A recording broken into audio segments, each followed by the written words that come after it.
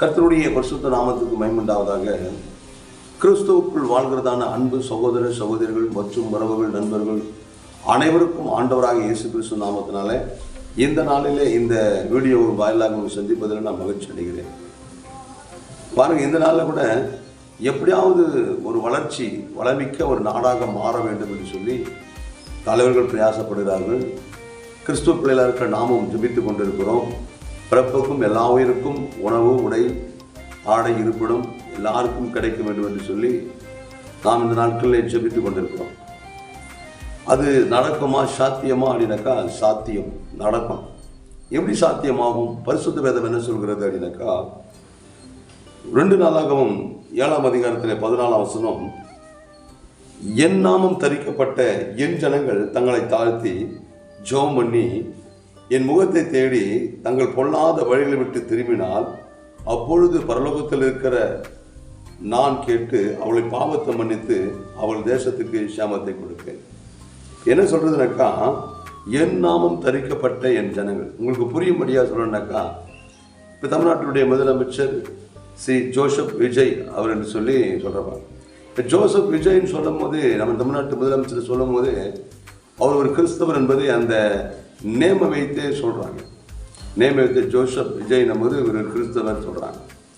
அதே போல் மைக்கேல் அப்படி சொல்லும்போது, இப்படி நிறைய கிறிஸ்துவ பேர்களை பேசும்போது இவங்க கிறிஸ்டினா அப்படி பேசுகிறாங்க. இல்லை அவங்க நன்னடத்தைகளை பார்த்து நீ கிறிஸ்தவம் விளையாடுறாங்க. உதவி செய்கிறதை பார்த்து, ஓடி வந்து உதவி செய்கிறதை பார்த்து, அவங்க நல்ல கெட்ட வார்த்தைகள் பேசாததை பார்த்து, ஏதோ ஒரு விஷயத்தில் அவங்க கர்த்தருடைய நாமத்தை தரித்திருக்கிறாங்க. அவங்களுக்கு வாய் திறந்து நான் கிறிஸ்தவன் சொல்கிறதுக்கு முன்பதாகவே நீங்கள் கிறிஸ்தவர்களா அப்படின்னு சொல்லி நீ கிறிஸ்தவங்க அப்படின்றத புரிந்து கொள்கிறாங்க. நேம வைத்து, அவள் நன்னடத்தைகளை வைத்து. அப்போ இப்போ இது மூலியமாக நல்லா கவனிங்க, என் நாமம் தரிக்கப்பட்ட என் ஜனங்கள் தங்களை தாழ்த்தி. அது நம்ம நாட்டுடைய முதலமைச்சராக இருந்தாலும் சரி, இல்லை நம்ம தமிழ்நாட்டில் இருக்கிற பெரிய பெரிய அதிகாரிகளாக இருந்தாலும் சரி, அது மாத்திரம் இல்லை போதகமார்களாக இருந்தாலும் சரி, அது மாத்திரம் இல்லை விசுவாச பிள்ளைகளாக இருந்தாலும் சரி, எல்லாருமே என் நாமம் தரிக்கப்பட்ட என் ஜனங்கள். இது என் ஜனங்கள் எனப்படுகிறது, எல்லாருமே குறிக்குது. அப்போ என் ஜனங்கள் தங்களை தாழ்த்தி என்ன பண்ணணும்னாக்கா ஜபம் பண்ணி, இப்போ எந்த ஒரு காரியம் செய்வதற்கு முன்பதாகவும் அந்த பதவியில் இருக்கிறவர்களாக இருந்தாலும் சரி, பதவியில் இல்லாத இருக்கிற ஜனங்களாக இருந்தாலும் சரி, போதகமார்களாக இருந்தாலும் சரி, தங்களை தாழ்த்தி ஜபம் பண்ணி என் முகத்தை தேடி. அப்போ கடவுளுடைய முகத்தை தேடணுமா?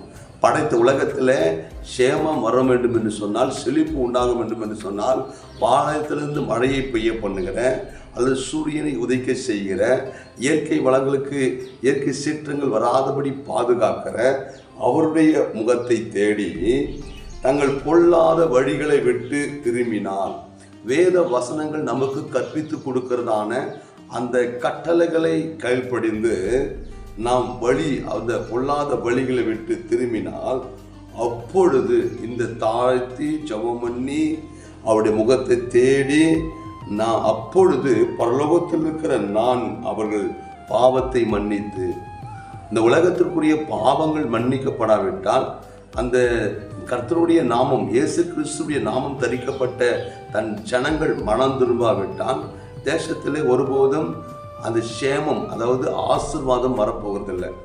அப்போ இந்த ஆசீர்வாதம் எங்கிறது இருக்குனாக்கா, கிறிஸ்துவ பிள்ளைகளிடத்தில், அதாவது இயேசு கிறிஸ்துவ நாமம் தரிக்கப்பட்ட பிள்ளைகளிடத்தில் தேவன் கொடுத்திருக்கிறார். அப்படி மனம் திரும்பி நாம் பரலோகத்தை நோக்கி பார்க்கும்போது அவர் நம்முடைய பாவத்தை மன்னித்து அவர்களுக்கு அவர் சேமத்தை கொடுப்பார் என்று சொல்கிறார். அப்பொழுது அந்த தேசத்துக்கு சேமம் உண்டாகும். இப்போ நம்மளுடைய இந்திய தேசத்தில் சேமம் வர வேண்டும் என்று சொன்னால், அல்லது நம்முடைய குடும்பம் சேமமாக இருக்க வேண்டும் என்று சொன்னால், அல்லது நம்முடைய தமிழ் மாநிலம் அது சேமமாக இருக்க வேண்டும் சொன்னால், இந்த நாட்டில் இந்த நாளில் இந்த வார்த்தையை கேட்கும்போது நாம் இந்த வசனத்தை மனதார யோசிக்க வேண்டும். அப்போ சேமம் எங்கிருந்து வருகிறதுனாக்கா, உலகத்தை படைத்து நமக்கு ஜீவ சுவாசத்தை கொடுத்த அந்த ஆண்டவரிடத்திலிருந்து தான் சேமம் வருது. அப்போ நாமே தாழ்த்தாமல், தாழ்த்தி ஜெபம் பண்ணி அவரை தேடாமல், பாவ அறிக்கை பண்ணி பாவத்தை விட்டு விடாமல் அவர் மன்னித்து பாருங்க, அவர் மன்னித்து அப்போ அவர் பரலோகத்திலிருந்து நான் அதை கேட்டு அவருடைய பாவத்தை மன்னித்து அப்பொழுது அந்த தேசத்துக்கு க்ஷேமத்தை கொடுக்கின்றார்.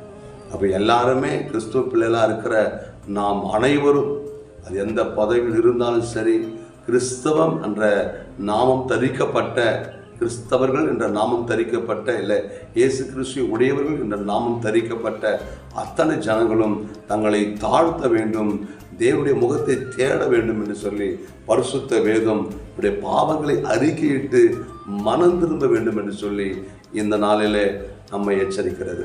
அப்போ இந்த நாளில் அப்படி ஒரு மனம் திரும்புதல் நமக்கு வந்துடுச்சுனாக்கா, அப்படி ஒரு பாவ அறிக்கை பண்ணி ஆண்டோடைய முகத்தை தேடுகிற காரியம் வந்துடுச்சுனாக்கா, அப்பொழுது இந்த தேசத்தில் ஒரு நல்ல ஒரு சேமத்தை கொடுப்பார். அந்த சேமத்தை தடுக்க ஒருவராலும் முடியாது, அந்த ஆசீர்வாதத்தை தடுக்க ஒருவராலும் முடியாது. அப்படிப்பட்ட ஆசீர்வாதத்தை தேவன் கொடுக்க வல்லவராக இருக்கிறார். நாம் அப்படியே நம்மளை தாழ்த்தி ஜெபம் பண்ணி அவருடைய முகத்தை தேடுவோம். கர்த்தருடைய பரிசுத்த நாமத்துக்கு மகிமை உண்டாவதாக. ஆமென்.